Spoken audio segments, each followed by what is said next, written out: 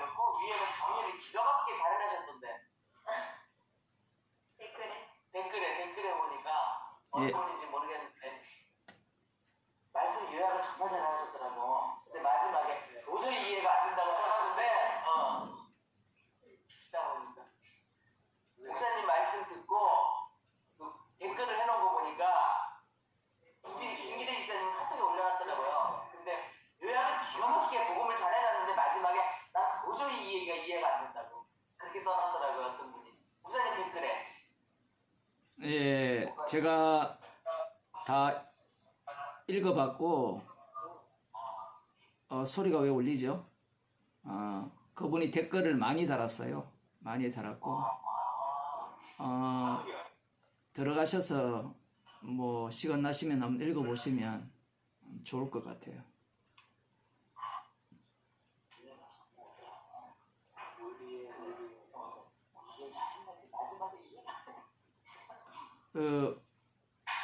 그 끝에 무엇이 이해가 안 되는지를 거기 글로 써놨거든요. 무엇이 이해가 안 되느냐라고 할 때는 너희가 무엇을 하든지 말에나 일에나 다 주 예수 그리스도의 이름으로 하라는 그 말씀을 제가 마지막에 이제 이렇게 말씀을 드리면서 그래서 십자가만 자랑합니다 라고 결론을 맺었거든요. 성도는 무엇을 하든지 주 예수 그리스도의 이름으로 하게 되어 있고 살아갑니다. 이 말이 앞에서 한 이야기와 다르기 때문에 전혀 반대되는 이야기이기 때문에 이해가 안 된다는 이야기입니다. 그분이 이제 이야기하는 게 뭔가 하면 그 글을 보면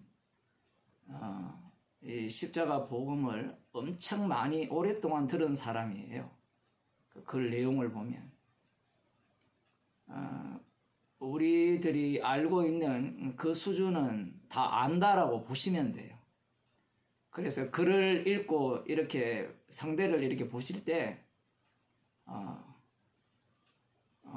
나보다 한 수 높다 생각하고 보시면 글을 읽는데 도움이 됩니다.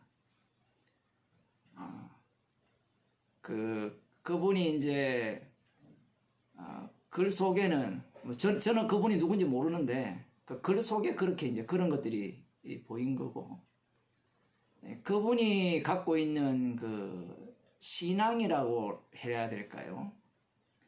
제가 보기에는 신앙이라기보다는 신학입니다. 신학을 갖고 있는 거예요. 신학이라는 것은 어떤 진리 체계라고 볼 수가 있는데 신학이라고 하면 내 손안에 장악할 수 있는 그 학문이죠. 신에 관한 학문. 우리가 흔히 교회에서 배우는 조직신학 같은 경우에 다 신학이거든요. 조직신학은 배워서 내가 믿으면 돼요. 항상 그 믿음이라는 것은 하나님의 은혜라고 말을 하지만 나로부터 출발을 한다라는 겁니다.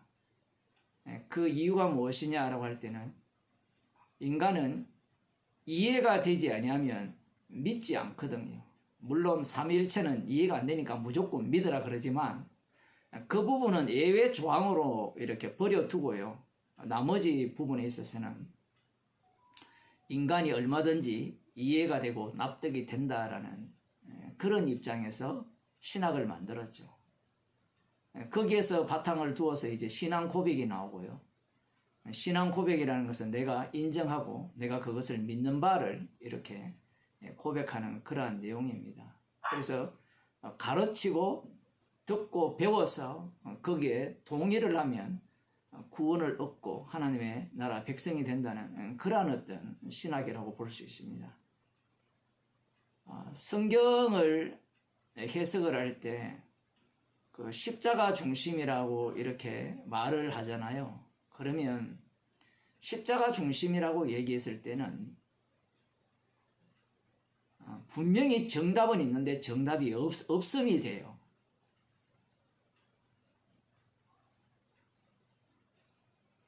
사람들의 오해는 뭐 여러분들도 진리를 찾아서 참 진리가 무엇인가에 대해서 고민을 하면서 여기까지 오신 분들이 있잖아요. 그러면 그 참 진리를 찾아올 때 내가 이해하고 받아들일 수 있는 진리를 찾게 되어 있어요. 이런 인식은 이미 자신이 하나님이 된 선악과를 먹은 인간 모두가 갖고 있는 그 악한 마음이죠. 그래서 참된 진리를 찾아 나서게 되고, 그래서 이것이 진리야 라고 하면서 그곳에 정주하게 되는데, 뭐 이번에 책이 나올지는 모르겠지만 거기에 이제 제가 머리말로 이 글을 써놨는데, 인간은 정주하지를 못해요. 신앙에 있어서 정주를 못하는 이유가 변하는 자기 자신 때문에 그래요.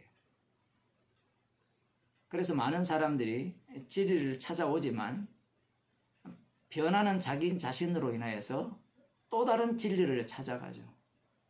물론 어떤 사람들은 그곳에 정주를 하긴 하는데, 진리라서 정주하기보다는 뭐 다른 곳에 가봤자 별 거 없기 때문에 정주하는 경우가 대다수라고 볼 수 있고요. 그 복음이라는 자체가 처음부터 내가 찾아서 출발해 왔기 때문에 십자가 복음 자체도 내가 얼마든지 받아들이고 이해할 수 있는 복음으로 생각을 하는 겁니다.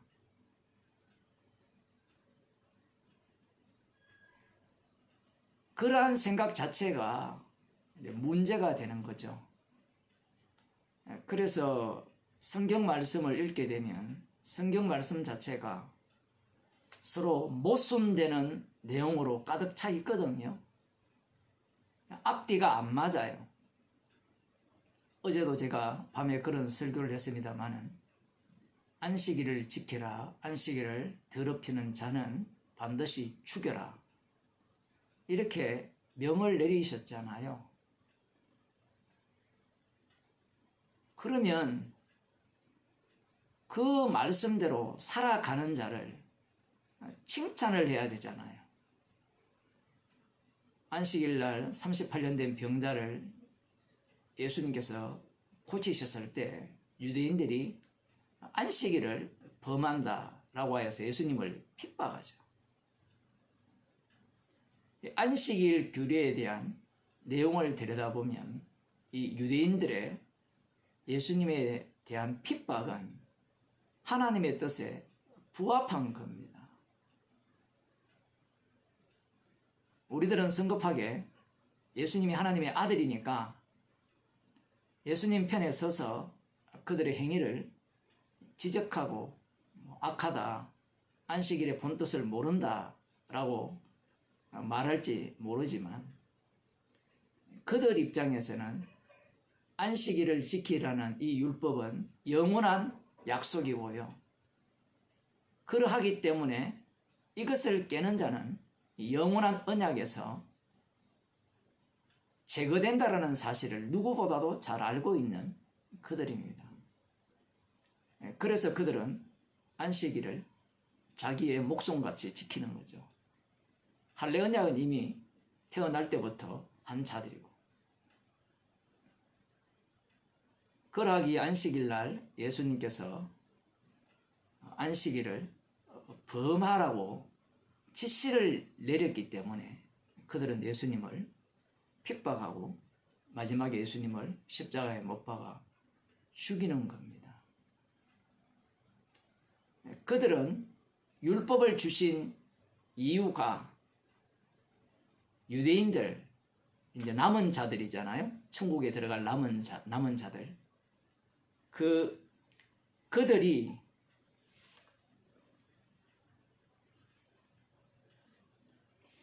유대인들을 구원하기 위해서, 이스라엘을 구원하시기 위해서 율법을 주셨다라고 생각을 하는 겁니다. 달리 말하면 안식일을 지키라는 것은 분명히 여호와 하나님을 위한 안식이기 때문에 하나님께서 거룩하게 하시는 분임을 알게 하기 위해서 안식일을 지키라고 말씀을 하셨지만, 이게 여호와 하나님 중심으로 들리지가 않는 거예요. 우리들이 복음을 알기 전에는 예수님이 십자가이신 예수님 중심으로 보여지지 않듯이 모든 것들이 나의 구원 중심으로 보여지잖아요. 유대인들도 별반 다르지 않는 겁니다.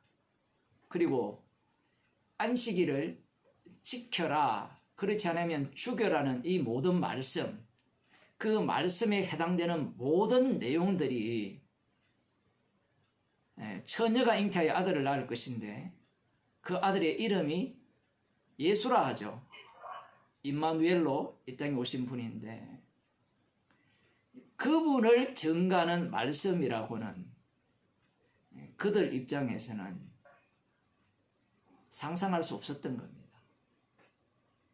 하나님께서 지키라고 하면 지키면 되는 것이지, 죽이라고 하면 죽이면 되는 것이지, 예수님을 증거하기 위한 말씀이다라고는 그들은 생각을 못하는 거예요.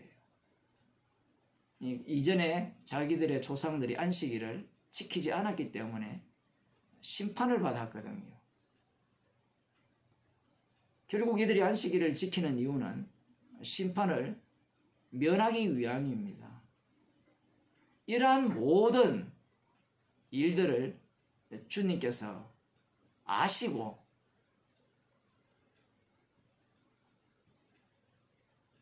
말씀을 주셨기 때문에 그 말씀대로 이루시기 위해서 내 자리를 들고 걸어가라고 명하신 겁니다.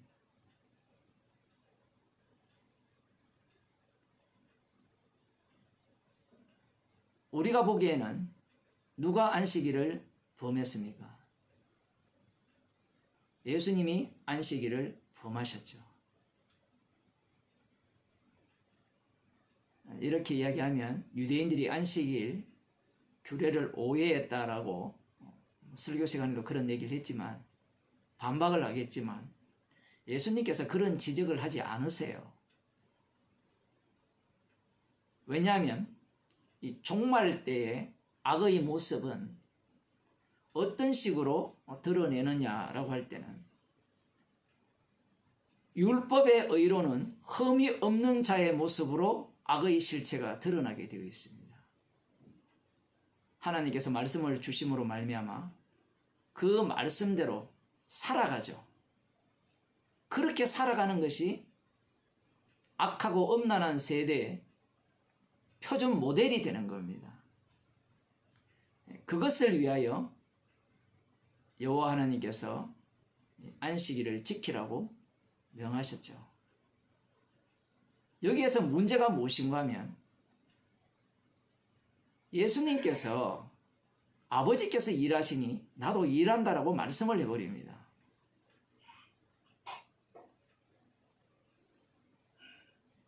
여호와 하나님이 그 이름, 여호와 하나님의 이름이잖아요. 그 여호와 하나님의 이름으로 오신 분이 예수님이라는 거예요. 이것도 마찬가지입니다. 연결고리가 없어요. 여러분도 가만히 한번 생각해 보세요. 여호와 하나님과 예수님의 연결고리가 있는지. 유대인들이 바보들이 아니거든요. 그런데 예수님은 자신의 일이 하나님의 일이라고 하시는 거예요. 물론 이들은 예수님이 하시는 일이 뭔지를 몰라요. 예수님이 하시는 일은 죽기 위해서 이 땅에 오셨잖아요. 네 자리를 들고 걸어가라. 이 말씀 속에 나를 죽여라는 말씀과 동시에 나의 죽음이 이 사람의 죄를 사한다. 나의 심판주 되심을, 예수님의 심판주 되심을 드러낸과 동시에 이것을 알지 못하는 자들은 지옥 보낸다는 그 내용까지도 다 포함하고 있는 거예요. 유대인들은 대충 눈치를 챈 겁니다. 만일에 예수님이 하나님의 일을, 자기들이 믿는 여호와 하나님의 일을 하는 일이 되어진다면 앞뒤가 안 맞잖아요. 안식일을 지키라 한 분이 안식일을 범한다. 이게 앞뒤가 안 맞는 이야기죠. 왜냐하면 하나님께서는 한 번 말씀하신 것은 반드시 지키시잖아요.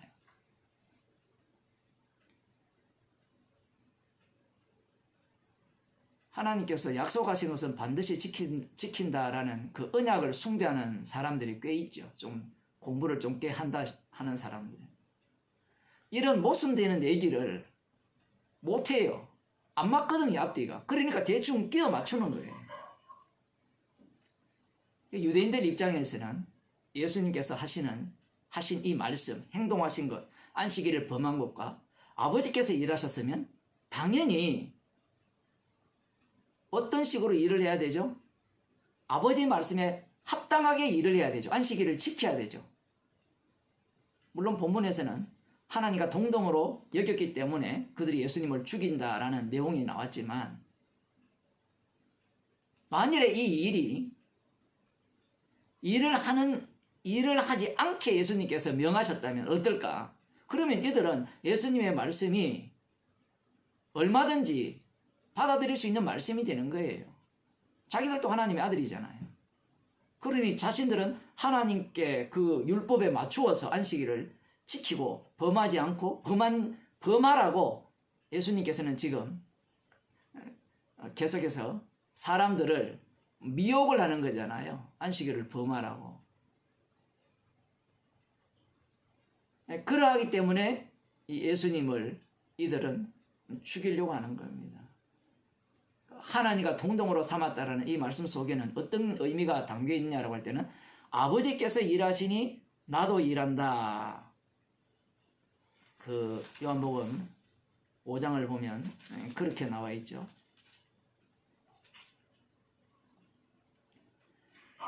유대인들이 이를 인하여 더욱 예수를 죽이고자 하니 이는 안식일만 범할 뿐 아니라 하나님을 자기의 친아버지라 하여 자기를 하나님과 동등으로 삼으심이라. 왜 친아버지라? 참 이것이 참 친아버지라 한 내용도 맞아요. 그런데 조금 더 들어가게 되면 이런 겁니다. 하나님께서 명하신 걸 예수님이 어떻게 하죠? 그와 정반대로 나서서 일을 해버리는 겁니다. 이러한 것까지도 포함되어 있다고 볼 수 있어요.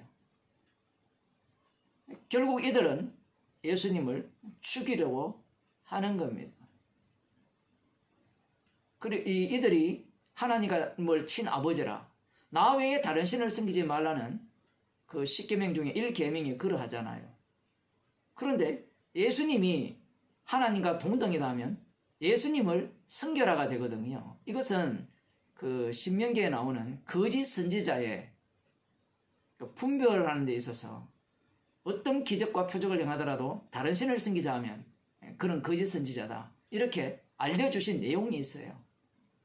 그러니 이 예수는 자기를 하나님이라고 해버리니까 자기를 우상으로 만든 거잖아요. 그러니 자기를 믿으라는 얘기가 되기 때문에 그 율법에 근거하여서도 예수님을 죽여야 되는 겁니다. 다시 앞부분으로 좀 들어가면 분명히 이 부분도 마찬가지죠. 두 가지죠. 안식일을 지켜라, 범하는 자는 죽이라 하신 이 말씀과 또 한 가지는 나 외에 다른 신을 섬기지 말라는 이 말씀, 둘 다 예수님께 안 맞아요.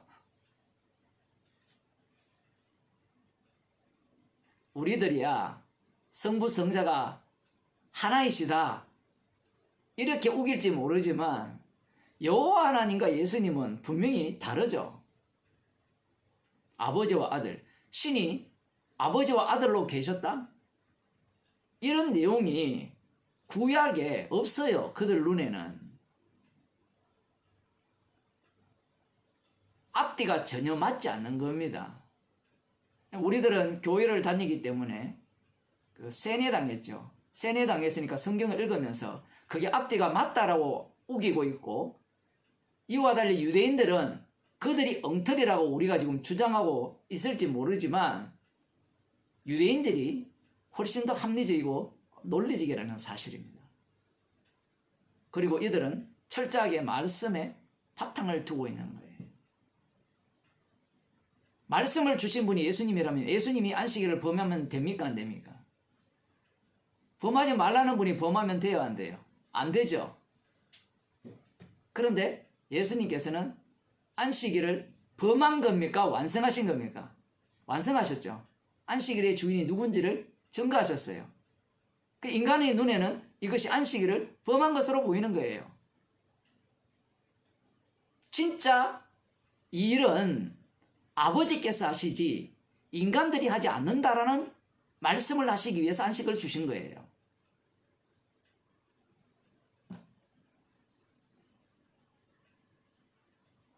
안식일을 특별히 쉬어라고 하신 이유는 예수님의 말씀 속에서 답이 나옵니다.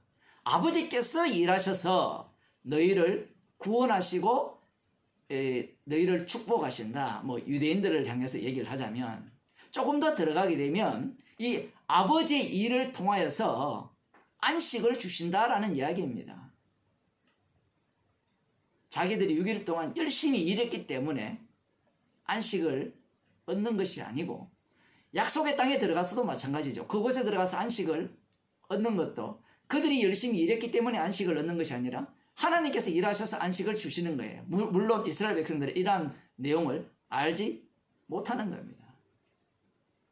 예수님의 해석법이 우리들 생각하기에 아주 부드럽게 구약에서 신약으로 넘어와서 인간들이 납득할 수 있는 그런 식으로 말씀을 자기에게, 예수님 자신에게 적용시키는 것이 아니라는 거예요.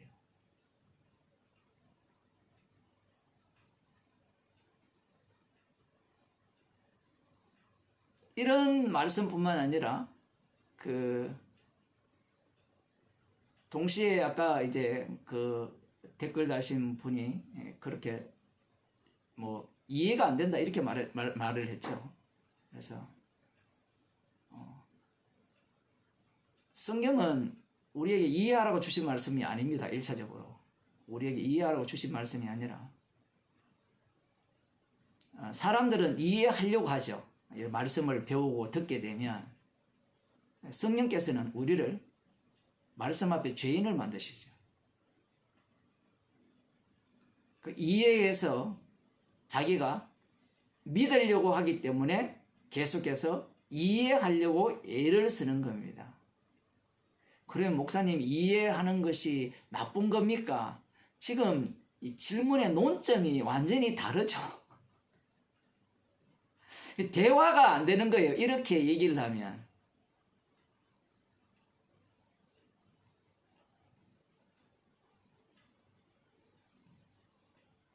이해해서 예수님을 믿은 자들이 예수님의 제자들이죠. 그들이 예수님을 팔아먹고 십자가에 못 박아 죽입니다. 모른다고 부인해요. 저주하죠. 아주 짧게 나와 있지만 비유에 대해서 가르쳐달라. 예수님께서 친절하게 가르쳐 주시잖아요. 이제 알겠느냐? 알겠습니다. 그게 이해했다는 거거든요. 그 이해를 누가 했어요? 자기가 했죠.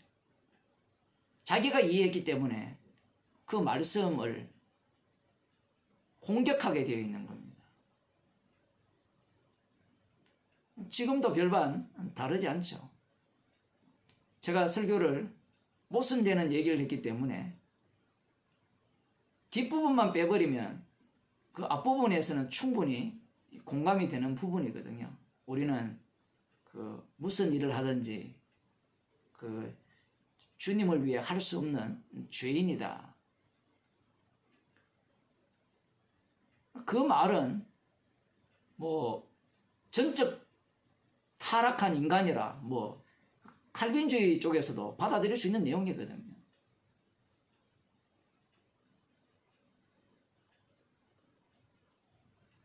그런데 뒤에서 얘기를 하게 되면 사람들이 오해하기를 우리는 먹든지 마시든지 말이나 일이나 다 주 예수 그리스도 이름으로 살아가는 성도들입니다. 라고 하면 갑자기 성화론이 툭 튀어나오죠.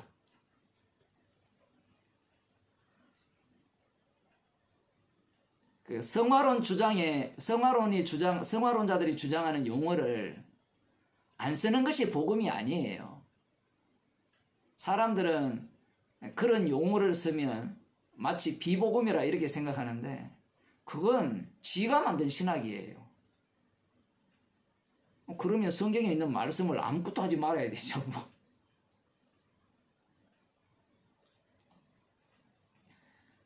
말에나 인에나 무엇을 하든지 주 예수 그리스도의 이름으로 하라는 것은 주님의 말씀이죠. 이 말씀은 주님이 성도 가운데 이루어내십니다. 그러면 성도 자체가 이 말씀의 결과물이죠. 그 결과물은 십자가를 자랑합니다. 그래서 성도가 무엇을 하더라도 주 예수 그리스도의 이름으로 사는 자들입니다. 아니 조금 전에는 아무것도 못한다고 하셔놓고 이제는 또 무엇을 하더라도 주 예수 이름으로 사는 자입니다. 이게 같은 말이에요? 다른 말이에요?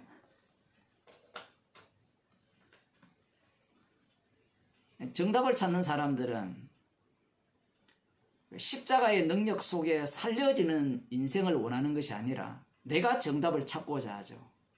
그래서 이렇게 이야기합니다. 십자가 앞에서는 나는 아무것도 할 수 없습니다. 그 십자가를 자랑하라니까 아무것도 할 수 없는 것을 자랑하고 못하는 걸 자랑하는 거죠. 많이 해봤죠? 못하는 걸 자랑하고 안 하는 걸 자랑하고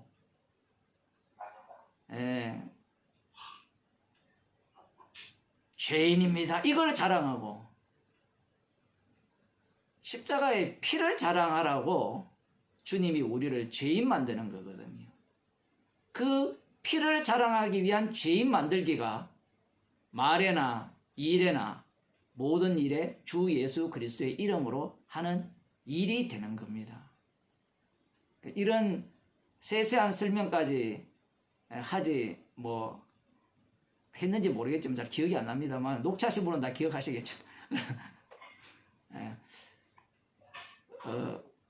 복음 자체가 우리를 설득시키고 납득시키는 복음이 아니에요. 그런데 우리는 이 세상 속에 살고 있기 때문에 악마의 그 교육을 받았잖아요. 악마의 교육이 다름 아니라 네가 판단자고 네가 심판주라는 거죠. 주님은 너 치워 이거 이야기하시거든요. 너 치워.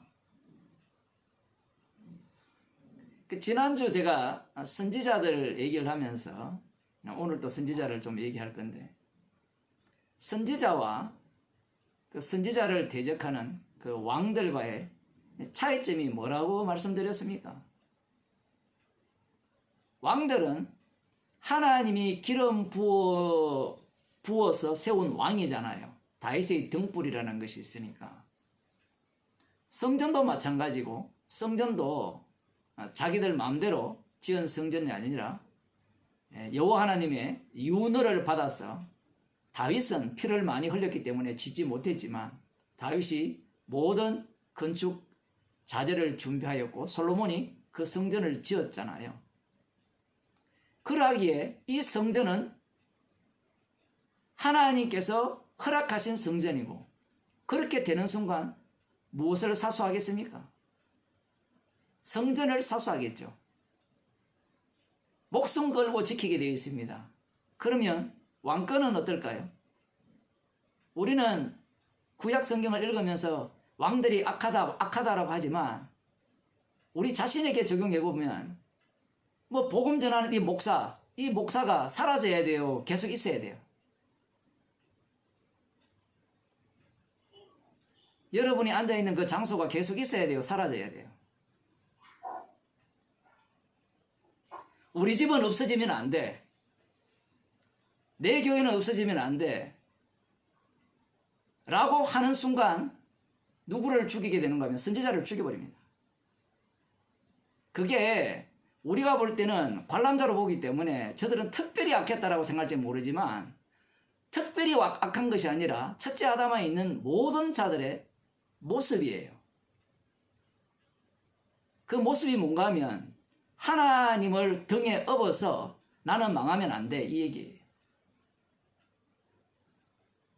그 복음을 전하는 사이트가 있으면, 뭐 십자가 새 언약 제가 사이트가 거기 있으면, 이거는 해커가 와서 완전히 호작질해서 없어지면 안 돼.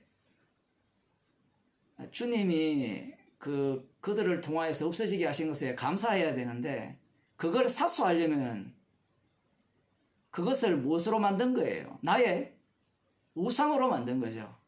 왜 사수하겠어요? 왜 부모가 자식을 그렇게 애지중지합니까? 나의 분신이잖아요. 미리 졸업시킨 분들도 있겠지만 나의 분신이기 때문에 자식을 애지중지하는 겁니다. 그 교회에서 재밌는 게 복음을 듣다가요, 자식을 혼내거나 뭐라 그러면요, 삐지가 교회 안 와요. 십자가 얘기했다가 은혜 얘기했다가 자식이 얘기하면요, 화나가 교회 안 와버려요. 그러니까 말씀 자체를 관람용으로 관광한 거예요. 그러니까 자기 자아를 더욱더 강화시켜 나간 겁니다, 표현을 하면. 여러분들이 부정적으로 보는 기존 교회가 왜 그러한가라고 하면 똑같아요. 출발 자체는요, 어쨌든 성경으로부터 출발을 해요. 그런데 그 교회에 돈을 집어넣고, 재밌는 이야기를 하나 해드릴게요. 또 들은 얘기인데, 정말 이건 진짜 재밌는 얘기인데, 어떤 교회가 있을 때요. 그 교회가 어떤 장로님이 세웠는데, 그 장로님의 아버지가 그 헌금을 엄청 해서 세웠답니다. 그래서 2대째 이제 그 장로가 그 재정을 담당하면서 전체를 관할하는 거예요. 그리고 주주로 치면 오너입니다. 가장 많은 그 지분을 갖고 있는 오너죠. 이 사람이 이제 그 교회를 좌지우지하는 거예요. 그런데 자기 아버지 때 세운 세웠을 때 그 아버지가 출발을, 이 교회를 세워서 내 아들에게 물려주고 아들이 아들이 없으니까 손자에게 물려줄 걸 예상하고 시작했을까요? 물론 요즘은 목사들이 교회의 구조를 잘 알기 때문에 그 교회에 오랫동안 이 교인들의 구미에 맞게 설교를 하고 은퇴 목사가 되면 한몫 챙겨주든지 안 그러면 세습할 수 있는 그러한 이유들을 다 알고 있죠. 그걸 노리고 들어갈 수도 있지만 우리 어릴 때만 해도 지금 오래된 교회들은 다 그런 식으로 뭐 장로들이 돈을 냈든 누가 돈을 냈든 그렇게 다 교회를 시작했잖아요, 대부분이. 그런데 그들의 문제가 무엇인가 하면 복음이 처음에는 어쨌든 복음 같은 것들이 섞여 있으니까 뭐 들었는지 안 들었는지 모르지만 시간이 지나면서 교회는 복음이 전파되지 않고 계속해서 거짓 복음이 전파되잖아요. 그런 가운데 인간은 자기가 희생하고 자기가 이 뿌려놓은 것들에 대해서 포기할 마음이 없어요. 그 심지사님 친구분이 강화문 가서 기도한다 그러잖아요. 왜 공산 국가가 되면 안 되냐? 재산 뺏길까 싶어서 그런 거잖아요. 내 목숨 잃을까 싶어서. 공산주의 국가도요, 사유재산 인정하는 국가가 많아요.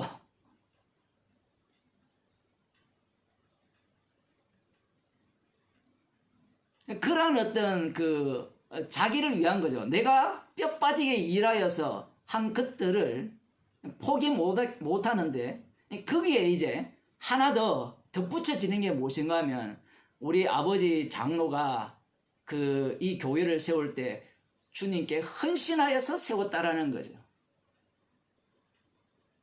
주님의 뜻을 따라서 지시를 받았다는 겁니다. 거기까지 덧붙여지면 이 교회 자체가 어떻게 됩니까? 완전히 성역화가 되죠. 그래서 어떤 목사님이 거기에 부임을 해서, 이 사람은 복음을 아는 사람은 아닌데 칼빈주의에 철저하게 입각해서 믿음으로만 의롭게 된다는 설교를 하니까 이 장로가 화가 나가지고, 그러면 우리 아버지의 이 헌신이 아무런 의미가 없다는 말이냐? 그러면서 이제 그 목사에 대해서 온갖 거짓말로 이제 그 목사를 이제 도배를 하는 거죠. 저 목사가 말이야 사채를 써가지고 말이야 어떤 사람을 어떻게 했니 쭉 얘기를 여러분 교회 세계가요 세상보다 뭡니까 국민의힘이하고 민주당 싸우는 그거하고 더 심해요.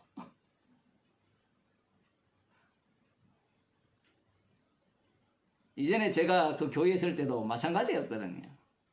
뭐 교회가 고상하기 때문에 진리를 갖고 싸울 것 같죠. 진리 이야기 안 합니다. 어차피 진리 이야기하면 저거들 지는 거 뻔한데. 그러면 항상 뭘 갖고 공격하죠? 윤리, 도덕. 이것도요. 그냥 사람은요. 소문 내버리면 끝나요 그냥. 그게 정치잖아요 정치. 그래서 결국은 그 목사가 뭐 쫓겨났는데 뭐 쫓겨난 건 아니고 자기가 더러워서 나왔다 뭐 이런 얘기를 하는데 이제 그 하는 말이 그 다음에 이제 자기 아들이 없으니까 뭐 손자한테 물려준다고 지금 그렇게 하고 있는데 이런 이야기들이 이미 성경에 다 나와요. 선지자들이 등장했을 때 왜 왕들이 선지자를 공격하고 핍박하고 죽입니까? 라고 하면 선지자들은 언약만 남기를 원하거든요. 그런데 왕들은 언약을 드러내기 위해서 언약을 이루기 위한 과정 속에서 성전을 주시고 다윗의 등불을 꺼지지 않게 하시겠다라고 말씀을 하셨음에도 불구하고 그들은 언약은 날려버리고 그 남아있는 것만 붙들고 있는 거예요.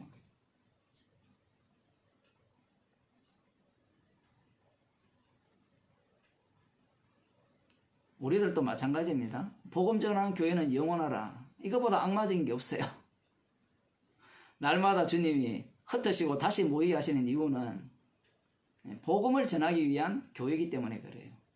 이 주종관계가 바뀌는 순간 아무리 옳은 말을 한다고 하더라도 그건 비복음이 되고 주님의 대적자가 되는 겁니다. 순서가 항상 그렇게 돼 있어요. 뭐 예를 들면 제가 예를 들어 이 복음이라는 거 얼마든지 장사를 할 수 있잖아요. 숨기고. 그죠? 돈을 위해서 복음을 이야기할 수 있잖아요. 그러면 그게 복음이 될까요?